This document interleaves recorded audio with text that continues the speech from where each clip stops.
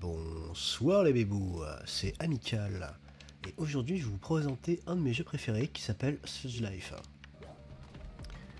Sludge Life c'est quoi? En gros, vous jouez un tagger qui s'appelle Ghost, et son but c'est de devenir le plus grand tagger de l'île, entre autres. Et il aime bien taguer quoi? Eh bah des ghosts, c'est incroyable. C'est un jeu que j'ai découvert un peu par hasard, oh là, hop là. Dans un quoi? C'était un Steam Sales? Je sais plus. J'ai trouvé ça sur internet et il y avait une période où ce jeu était gratuit, complètement gratuit. Et comme c'était l'époque où j'avais pas trop de tunas, je me suis dit, pourquoi pas Machala? Donc je suis allé le télécharger et j'ai eu un gros blast. Pourquoi j'ai kiffé ce jeu? Parce qu'il regroupe pas mal de trucs que j'aime bien dans les jeux. Comme certains, comme mes plus grands fans le savent, j'ai pas souvent eu masse de thunes. Et du coup, quand j'avais des ordinateurs, c'était pas des setups de rêve. Alors j'ai pris l'habitude de chercher des jeux indés en ligne, des jeux de basse qualité en termes de graphique ou de performance, pour qu'ils puissent tourner de façon clean sur mon ordinateur et que je puisse jouer tout simplement et m'amuser. Donc j'ai développé un goût pour les jeux avec une résolution d'assez basse qualité, où tous les styles graphiques un petit peu rétro, 2D, c'est mon délire, c'est mon dada. Et ce jeu correspond à mes attentes. Ça et une autre particularité, un autre petit détail qui est pour moi important dans un jeu, c'est pouvoir parfaitement allier le fun du gameplay à la narration du jeu. Là je vais vite parce que je connais bien le jeu et que j'ai pas forcément envie de vous le présenter dans ces moindres détails. Vous allez pas pouvoir parler à beaucoup de PNJ par exemple. Mais ce qui est bien avec Sludge Life, comme la plupart des jeux que je préfère, c'est que le côté gameplay, le fait de sauter partout, de faire des tags, de parler un peu à n'importe qui, de faire du vandalisme, entre parfaitement en concordance avec le lore du jeu et la cohérence des actions que ferait le personnage avec ou sans votre input. C'est pas un D&D où tu vas faire des sorts qui vont te prendre 3 tours, t'as plein de trucs à prendre en compte. Non, non, non. Là, tu fais un truc qui est tout à fait cohérent et qui est très fluide avec ce que fait ton perso. Et ça reste fun d'un point de vue vidéoludique. C'est pas forcément cohérent de pouvoir faire des backflips partout et taguer à l'infini, péter sur les gens. Mais je suis un sale vandale, je suis un ruffian, comme on dit, et je peux me le permettre. D'autres jeux dans ce genre-là, que j'adore énormément, j'ai essayé de faire une vidéo dessus, mais je l'ai trouvé vraiment tellement nul que au final, vous ne la verrez pas. C'est Iconoclast, c'est un platformer où la narration est parfaite. Que ce soit au niveau de ce qu'on voit dans le paysage, chaque détail de ce que disent les personnages, parce que c'est un jeu qui est encore plus bavard que celui-là, même si celui-là a pas mal de parlotte de son côté. Et pourtant, c'est un platformer énormément plus fun que n'importe quel Mario ne le sera jamais. Et c'est ça qui me plaît. C'est un jeu qui est fait par pas beaucoup de gens, ou en tout cas par des gens qui ont du talent, même tout seul, qui ont de grandes ambitions et qui arrivent à réaliser ce qu'ils veulent faire. Et que des jeux AAA n'arriveront jamais à faire parce qu'ils n'ont pas cette petite âme, ce feu, cette petite passion, cette liberté artistique que les plus petits créateurs n'ont pas. Par exemple, ce jeu capture parfaitement l'ambiance qu'elle a envie d'avoir. C'est comme il ne peut pas tout faire, comme il n'a pas un budget de 20 millions, il va faire ce qu'il fait, mais il va le maîtriser à la perfection. c'est un boulanger qui va faire de sa baguette la meilleure baguette du monde. Parce que comme c'est pas le mec qui a tout le supermarché dans la botte, il peut pas proposer une gamme de produits énorme. Mais ce qu'il propose, putain, vous savez que vous allez prendre votre pied quand vous allez quand vous allez l'essayer.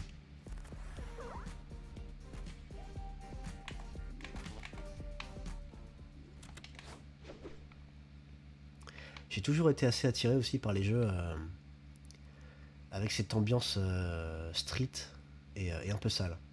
Je suis pas quelqu'un qui vient de la street ou de la cité ou qui est déjà taillé un mur, même si j'aimerais bien le faire un jour. Mais c'est toujours un monde qui m'a pas mal passionné, intrigué, et dont j'ai peut-être secrètement voulu faire partie un jour. Comment on utilise le glider déjà? Voyons voir. Je crois que c'est ça.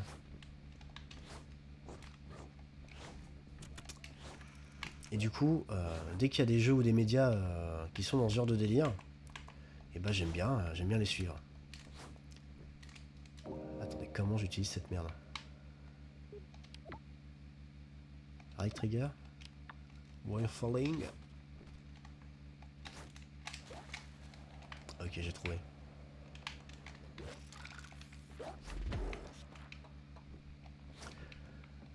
Et en fait, j'ai toujours eu un attrait pour les choses qui étaient détruites ou rapiécées et qui marchaient pourtant parfaitement bien.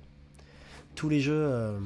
je me souviens quand j'étais petit d'un jeu à la Star Wars où ça devait être un jeu de racer karting du fameux moment où Anakin fait sa moto truc-muche là, à rapiécer mais qui me fonctionne super bien. Et j'ai trouvé ça super cool.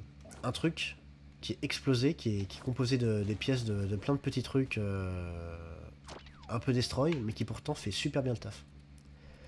J'ai toujours préféré dans un jeu prendre la voiture avec le moteur apparent, avec une roue qui roulait mal sur les toits.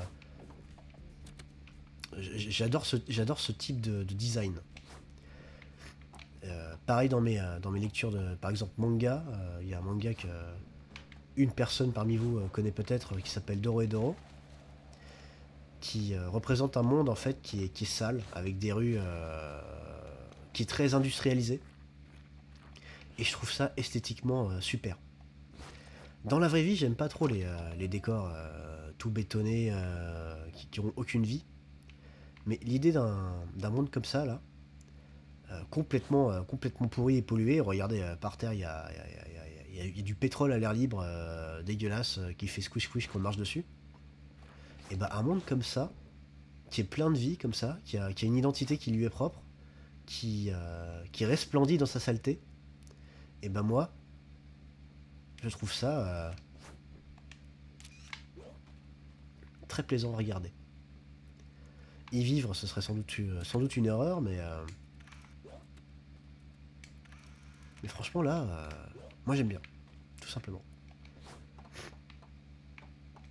Et ce jeu-là, je l'aime bien parce que, comme je l'ai dit là, je le fais pas, mais comme ça vous spoilera pas toute l'histoire qu'il y a dedans.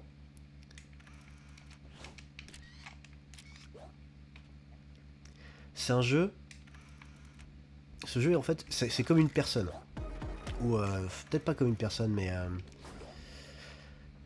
c'est comme une histoire. Donc vous êtes le héros. Là, je vais à droite à gauche, il n'y a personne pour me stopper, pour m'arrêter. Il ne se passe rien tant que je ne parle avec personne. Alors qu'il y a en vérité des interactions qui se font sous votre nez que vous ne voyez pas.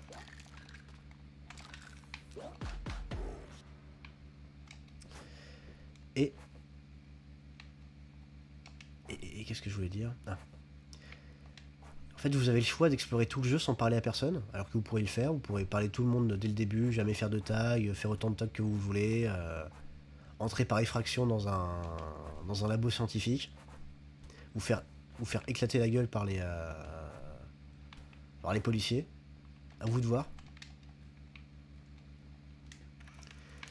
C'est un jeu qui se laisse explorer de haut en bas, et à la fin, c'est vous qui décidez de ce qui va arriver. Le monde est ouvert, le monde est développé, il y a une vie et des gens qui ont des rêves dans ce monde dégueulasse, malgré son état actuel. Et après l'avoir observé de haut en bas, après avoir parcouru ses moindres recoins, vous aurez des choix à faire pour savoir ce qui va advenir de ce monde. Je vais pas vous les spoiler, mais en gros, vous êtes... un autre concept que j'aime bien, vous êtes le petit grain de sable qui permet de faire bouger le quiproquo qui est là depuis X années.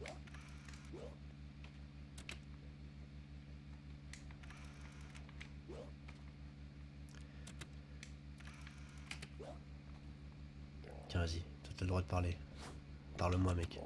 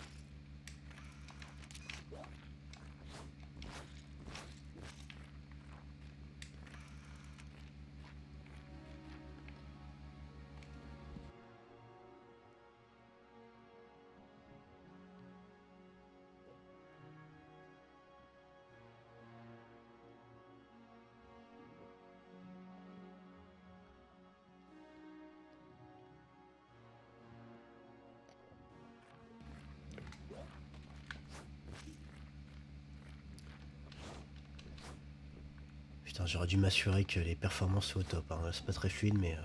Enfin bon.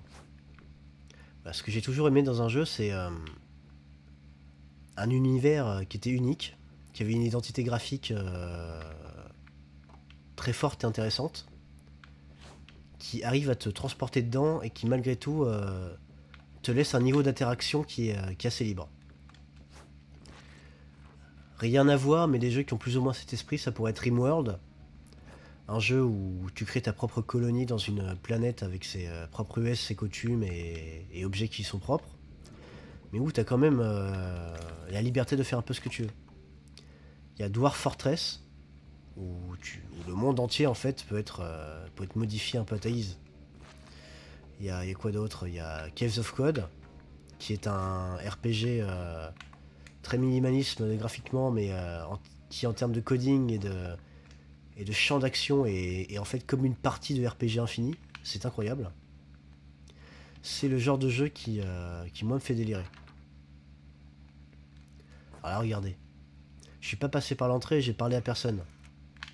Donc on sait pas trop où je suis, mais moi je peux vous dire que là je suis dans un centre de recherche dans lequel est enfermée une machine qui par la main, on le sent, peut avoir une certaine importance. Comment j'entre là-dedans? Comment je passe cette porte qui est verrouillée? Est-ce que je fais du charme à la meuf qui est devant là Est-ce que je défonce les murs ou est-ce que j'essaie de trouver une route secrète pour pouvoir entrer? Comme ce qui s'offre à nous par ici là. On va essayer de trouver une route alternative. Je sais plus par où il faut passer, ça fait un petit moment que j'ai pas joué à ce jeu là. Il y a le 2 qui est sorti il y a pas longtemps qui est pas mal mais malheureusement beaucoup trop court.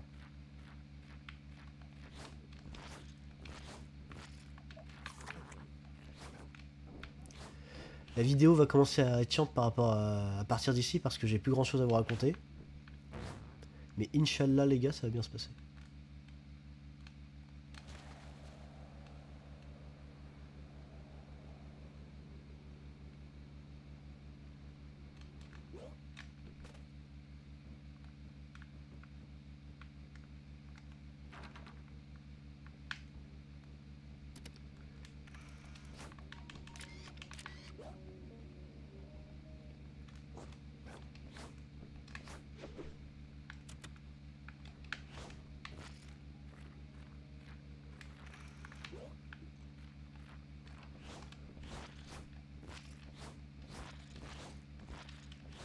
Bon, pire, je n'ai pas besoin de récupérer le truc, ce n'est peut-être pas si important que ça. Ah, tu es là.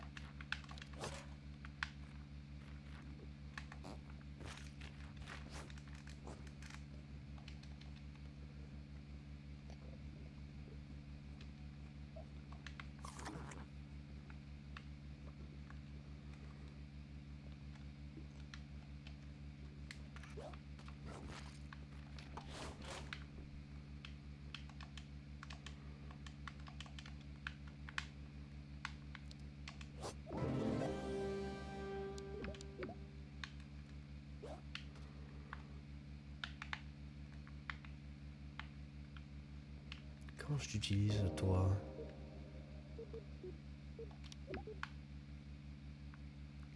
Ah d'accord. Hop là. Right bumper.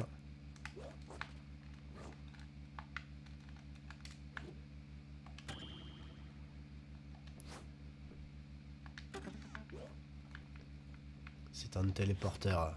Regardez, je redescends. Je fais. Et je reviens. C'est incroyable. Et je peux set le point de téléportation. Comme ça, je peux... Et je peux set le point de téléportation. Comme ça, et je peux set le point de téléportation. Comme ça, et je peux set le point de téléportation. Comme ça, je sais d'où je viens. Est-ce que je peux le faire dans les airs? Incroyable.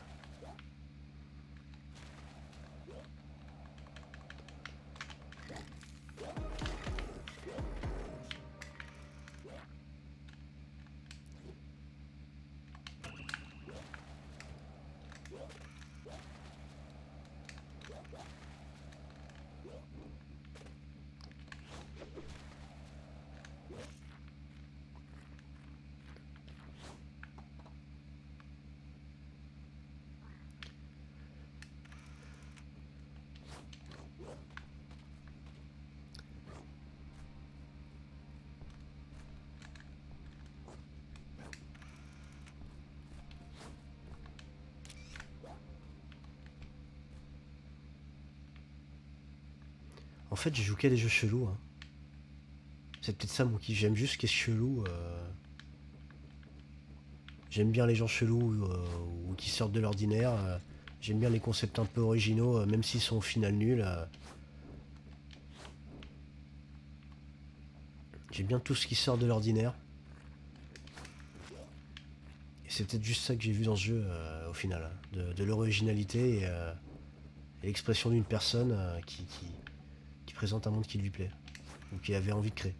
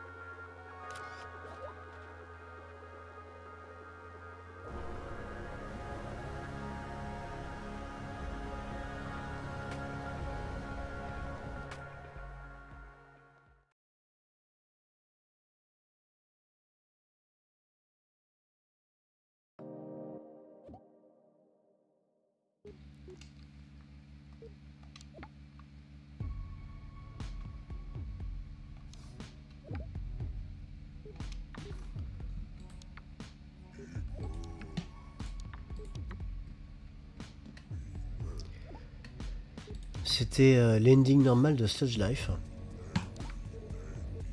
La moins intéressante à obtenir.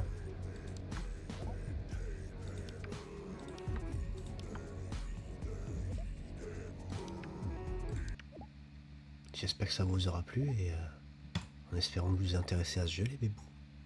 Bisous.